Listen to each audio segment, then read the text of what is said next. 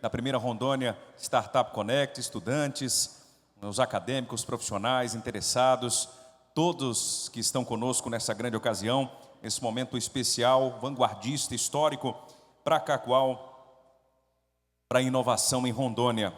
Capitaneado pela FAPERO, com a co-realização da ASCAM, Faculdade Católica de Rondônia, é a primeira edição do Rondônia Startup Connect, edição Cacoal.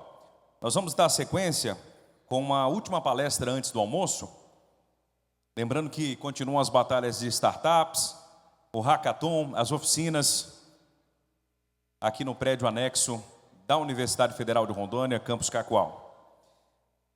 Nós queremos convidar agora para que esteja conosco no palco e a todos que nos prestigiam. Se você está visitando um dos locais, um dos estandes, um dos expositores das startups, também esteja conosco aqui para acompanhar a palestra. O que é uma startup e investimento anjo?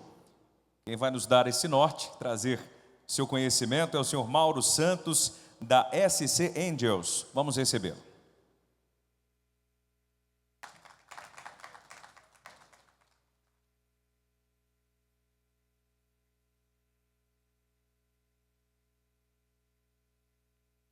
Olá, bom dia a todos.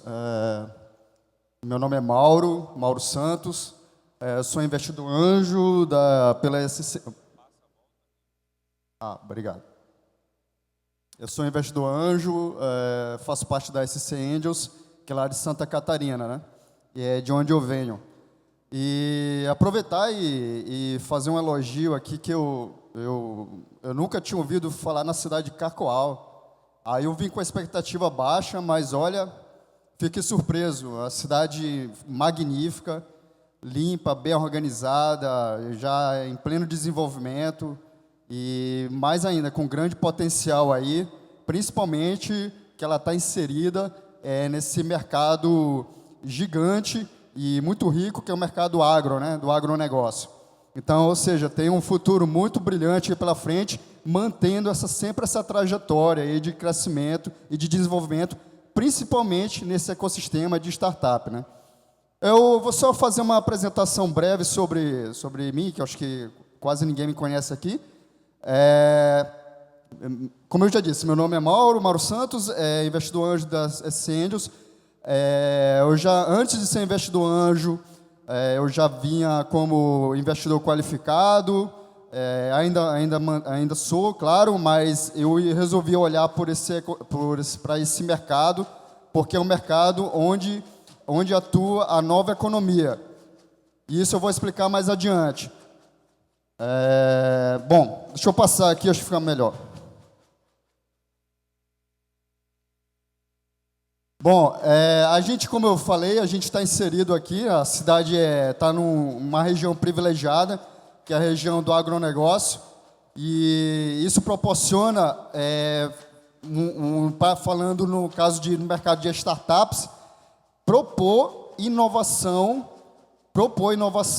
a esse setor que é muito rico, muito rentável, mas que ainda possui gargalos, possui alguns problemas que podem ser resolvidos com inovação, com tecnologia e com conhecimento que muitos, inclusive acadêmicos aqui, possuem e podem resolver nesse mercado de agronegócio. Bom, o que é uma startup, né? Startup é uma empresa, como qualquer outra, mas o que diferencia a startup é que ela é uma empresa de inovação. Só um instante.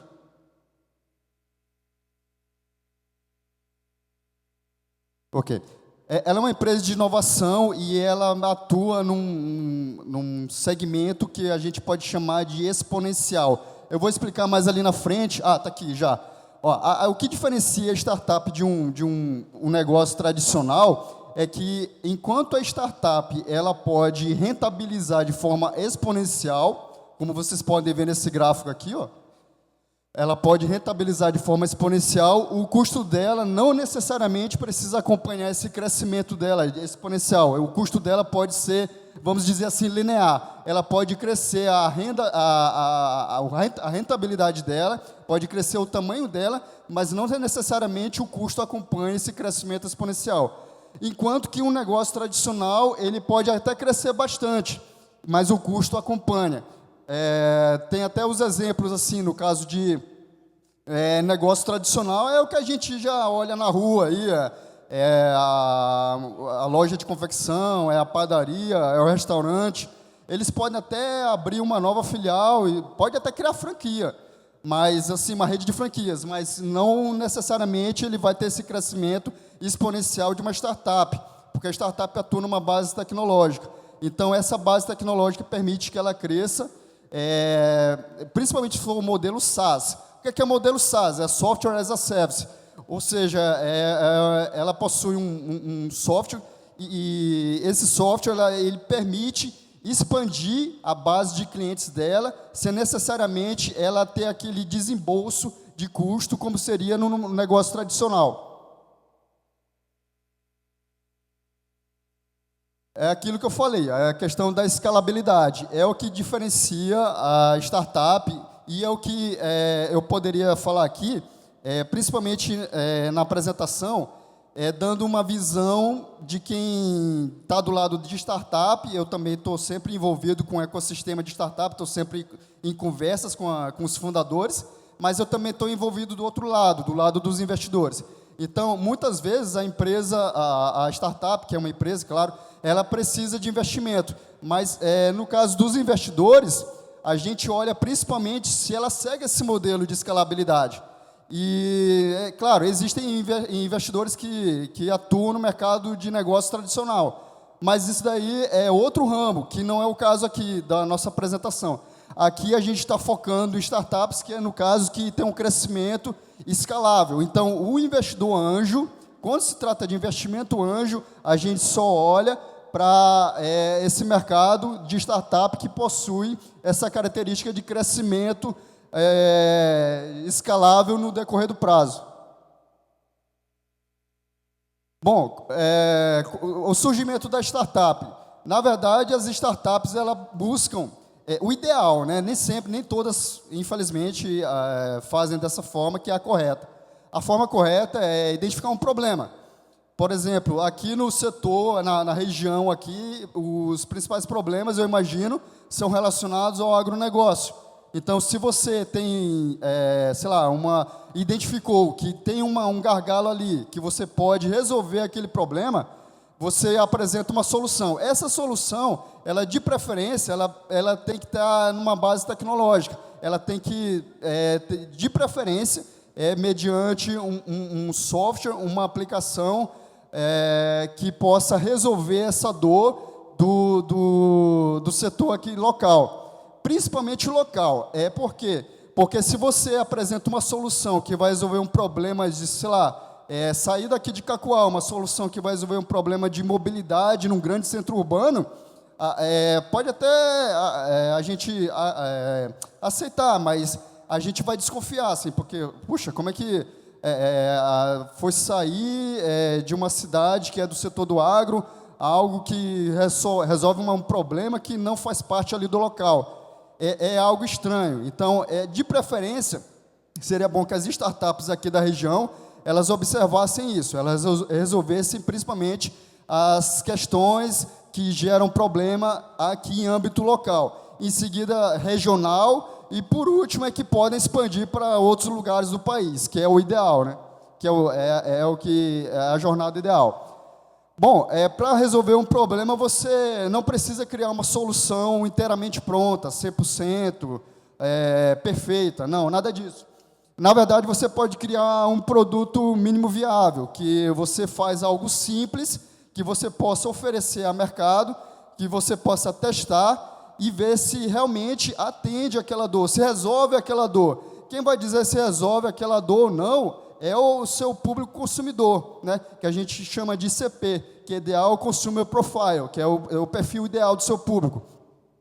Como a gente, volta a dizer, se a gente está numa região que é majoritariamente agro, não necessariamente 100%, mas é majoritariamente agro, geralmente esse público consumidor são pessoas ligadas a esse setor, ou seja, são agricultores, são pecuaristas que atuam nesse mercado. Então, se você oferecer a sua solução para resolver o problema deles, com certeza você vai ter uma porta aberta aí para seguir adiante com a jornada de startup, que ela é longa, como a gente vai ver aqui a seguir.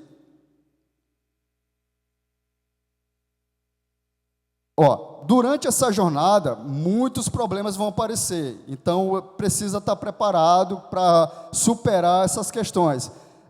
A jornada é longa e o que acontece no mercado de startup é que a maioria fica pelo caminho.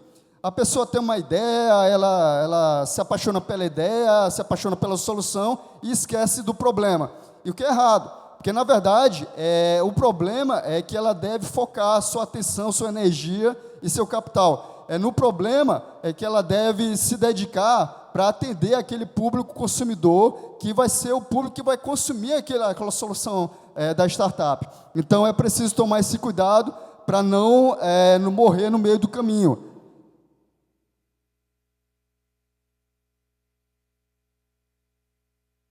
Ok. Para a startup se desenvolver no longo da jornada, dessa longa jornada, ela precisa de capital. Geralmente, esse capital, ele pode vir inicialmente por 2 ou 3 formas, vamos chamar assim.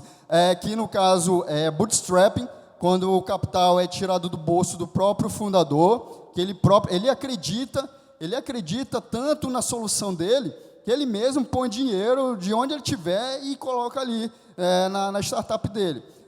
Também existem outros caminhos que a maioria encontra. O que a maioria encontra são os FFF, que é Family, Friends and Fools, ou seja, família, amigos, quem está ali próximo, e os tolos, né, que muitas vezes acreditam naquela ideia e vão lá e põem o dinheiro, apostam naquilo, mas a gente não recomenda que ninguém faça isso, porque se está só na ideia, é muitíssimo arriscado. O ecossistema de startup, ele é de alto risco. Então, se você amplia esse risco colocando dinheiro somente na ideia, você está muito provavelmente perto de ter um prejuízo ali. Então, é arriscado. Você, do outro lado, quem quer investir, por exemplo, é melhor não botar dinheiro só na ideia. Espera validar, pelo menos, para poder colocar algum capital ali, semente, né?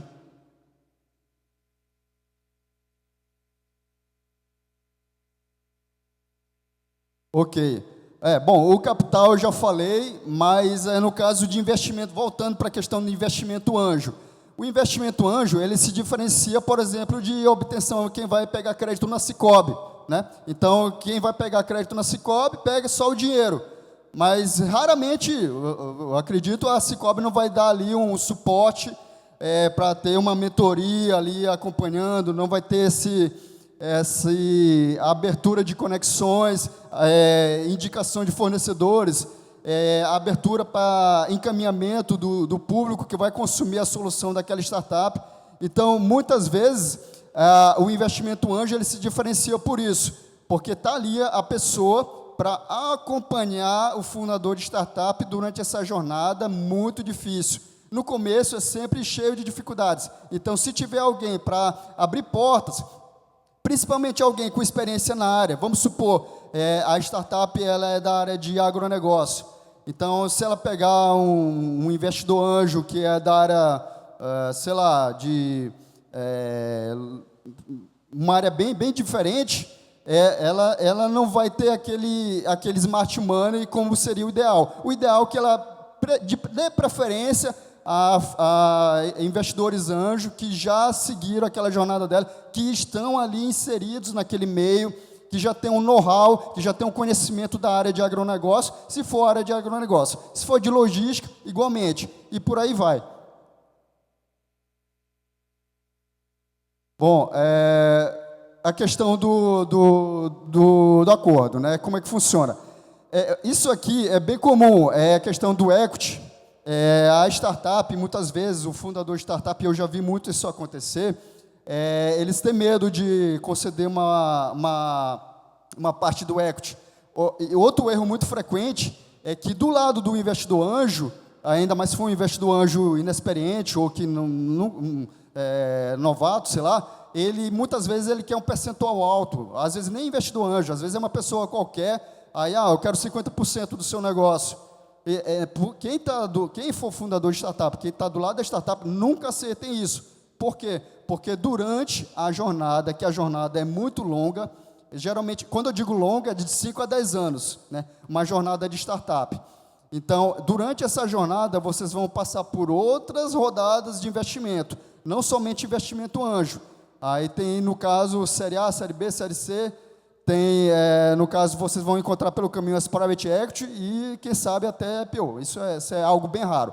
Mas, durante essa jornada, vocês vão precisar passar por novas rodadas de investimento. E se vocês tiverem lá no começo disponibilizado uma porcentagem do equity relevante de vocês vão ter problema lá na frente. Porque, no caso, o fundador ele não vai se sentir motivado se ele for reduzido, se ele tiver o percentual dele bem reduzido. Então, é bom tomar cuidado com isso daí. A forma como se dá o investimento anjo, a principal é através do mútuo conversível.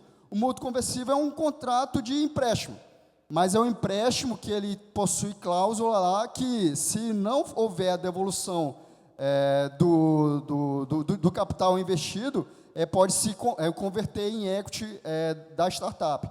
E o que é muito comum é que, na verdade, eu, por exemplo, agora recebi de uma das minhas investidas, que é da área de educação, ela recebeu um aporte agora, de um investidor estratégico, e para vocês terem noção como é rentável esse mercado de startups, ela valorizou 700% de 2022 agora, final de 2025, ou seja, 3 anos ela valorizou 700%, e entrou esse investidor estratégico.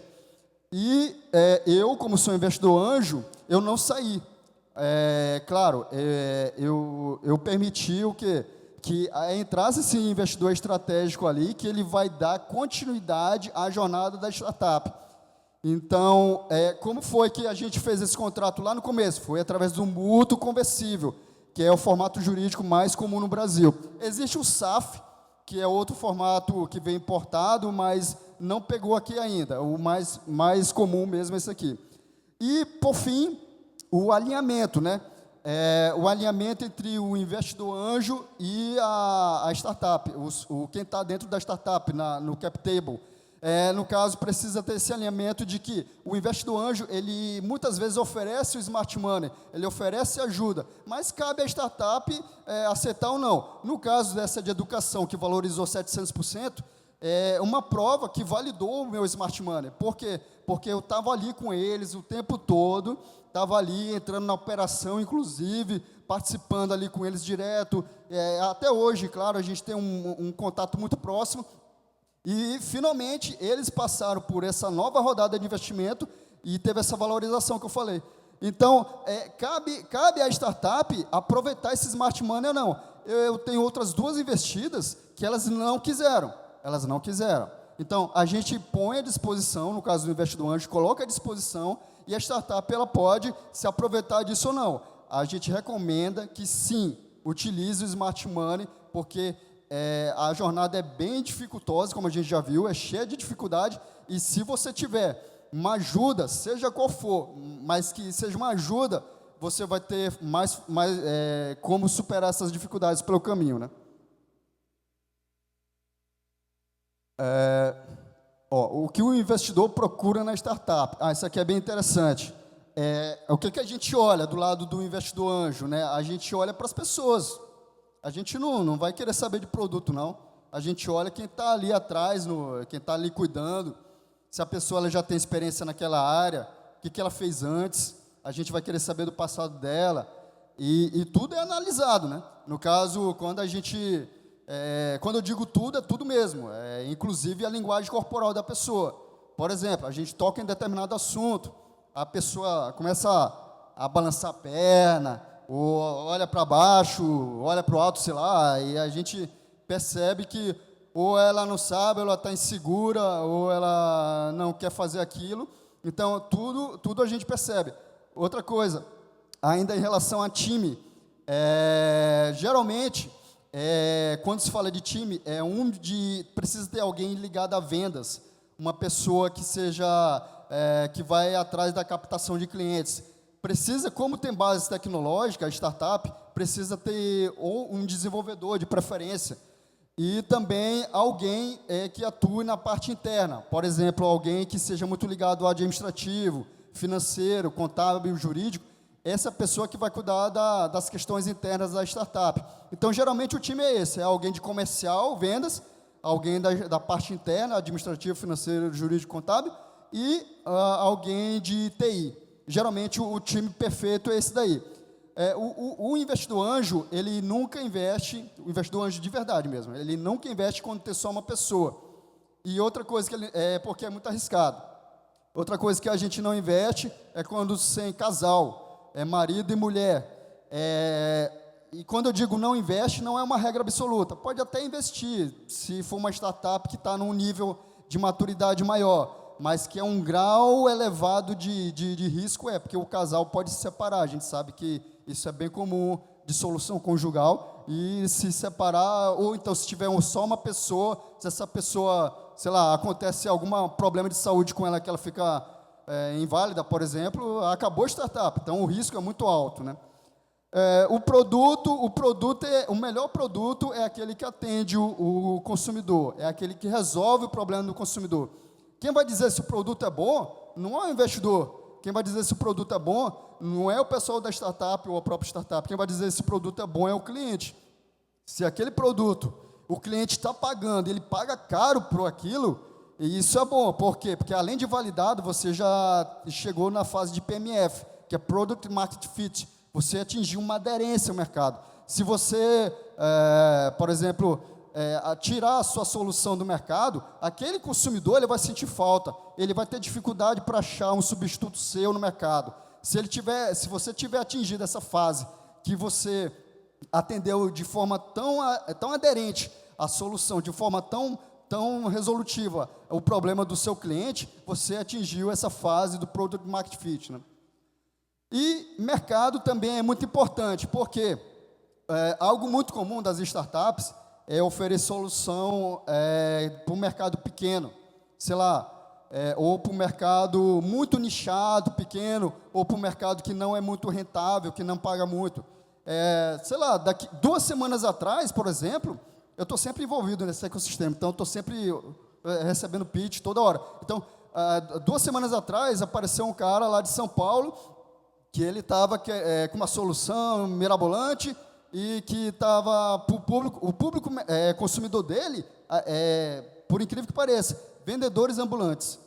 Então, ou seja, vendedor ambulante, a gente sabe que ele já passa dificuldade. Como é que esse cara vai pagar a assinatura para o SaaS dessa startup? Então, assim, pode até pagar, alguns podem até pagar, mas vai ter muita dificuldade. Então, tudo isso a gente visualiza. Quando a gente percebe que o mercado ele não tem capacidade, não é rentável o suficiente, o dinheiro não está ali. Então, a gente, como investidor anjo, a gente observa se o mercado é grande, rentável, é bilionário. Eu não estou falando de forma exagerada, é bilionário, para ele poder escalar, porque no caso, se a gente vai colocar o dinheiro ali, a gente quer ver o momento do exit, que é o momento que a gente vai recuperar o nosso capital investido. Então, muita preocupação quem é de startup com o tamanho do mercado. Isso é um erro muito comum. Outra coisa, só antes de passar aqui o slide, muitas vezes os startups, boa parte, eu não digo maioria, mas boa parte, gostam de criar modelos B2C. E modelo B2C pode até ser bonito no papel, nos slides, tudo, mas na vida prática é horrível. É o pior modelo que existe, é o B2C. Então, evitem, sempre que possível, o modelo B2C. O que é B2C? É Business to Consumer, que é para pessoa física, para CPF. Você vender para pessoa física. Por que esse modelo é muito ruim? Inclusive, eu sofri isso na pele lá com a startup de educação, que ela é preparatória para o Enem. Imagina vender para jovens assim, do ensino médio, uma solução e o ticket muito baixo, gasta muito com marketing, é um custo muito alto para poder atingir esse público, e você tem um ticket ali muito baixo que você tem pouco retorno. Então, do ponto de vista de rentabilidade, é muito ruim, é o modelo B2C. Deem preferência para onde está a alta renda. No caso, é modelo B2B, business to business, ou seja, vender para empresas, CNPJ. Então, se tem empresas do agro que pagam bem por aquela sua solução, nada melhor. Então, esse é o melhor mercado, né?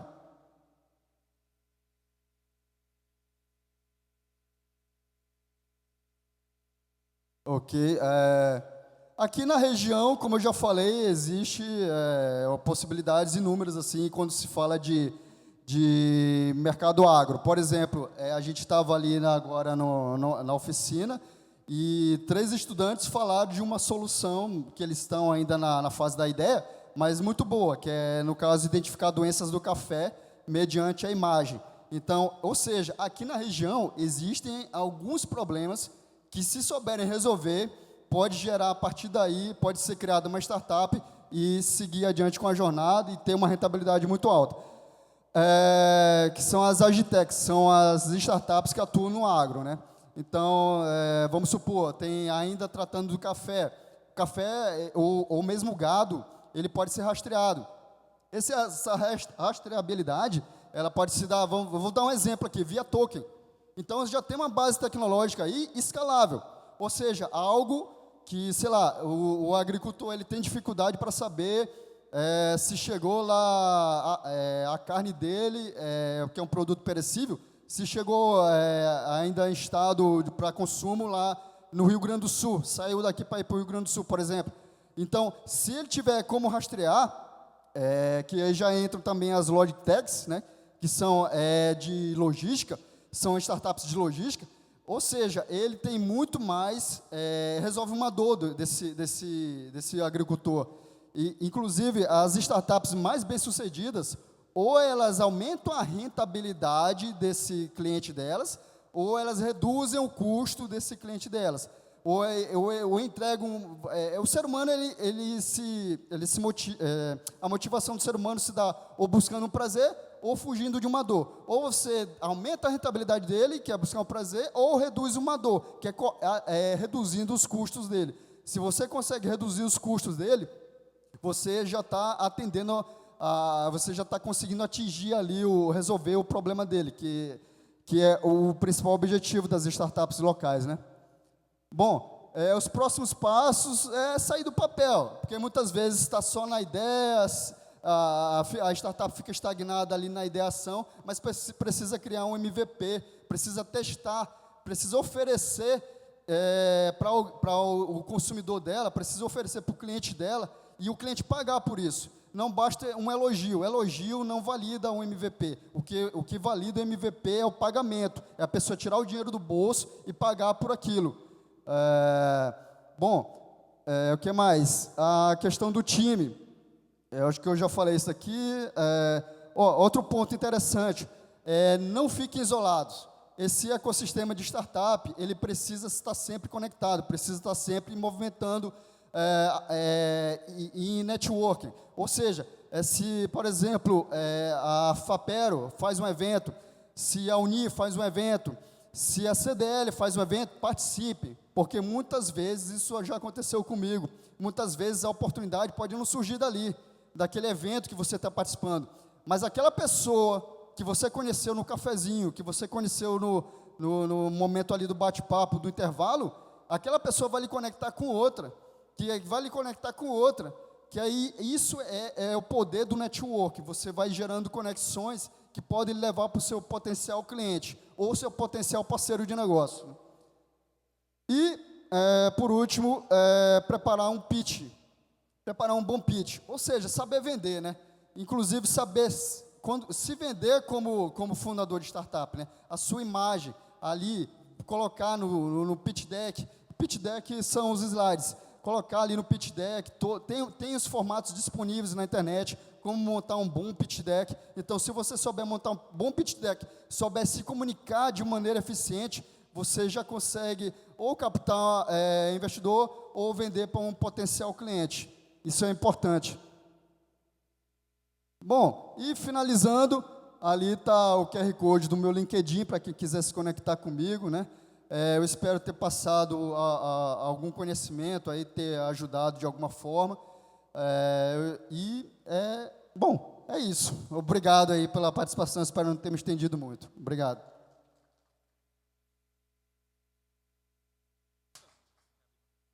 Eu não sei se alguém tem alguma pergunta, ou está todo mundo pensando no almoço. Ok.